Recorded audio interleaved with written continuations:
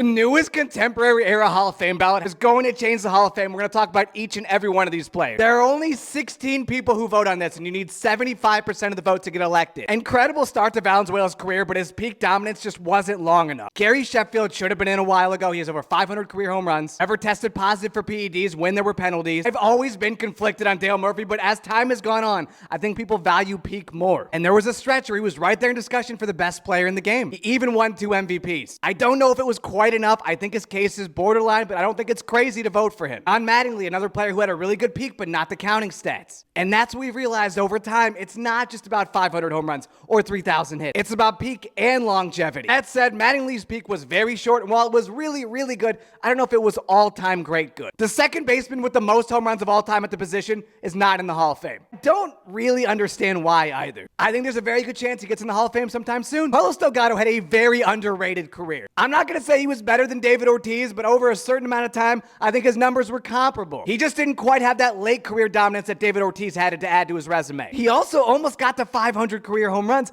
I don't think he gets in, but I can see this case too. I think he deserves a long look. Statistically, Roger Clemens might be the best pitcher of all time. He's another guy who did not have a positive PED test when there were suspensions, meaning MLB didn't have consequences for these players, so why are we banning them from the Hall of Fame? On the offensive side, Barry Bonds might be the greatest baseball player of all time, and he never tested positive while there were suspensions. So many other players were on the juice, and yet Barry Bonds was by far the best. Enough time has gone on now, I think there's a legitimate chance we could see Barry Bonds in the Hall of Fame. And if he does get elected, it opens the door for so many other players. As far as I'm concerned, this is long overdue.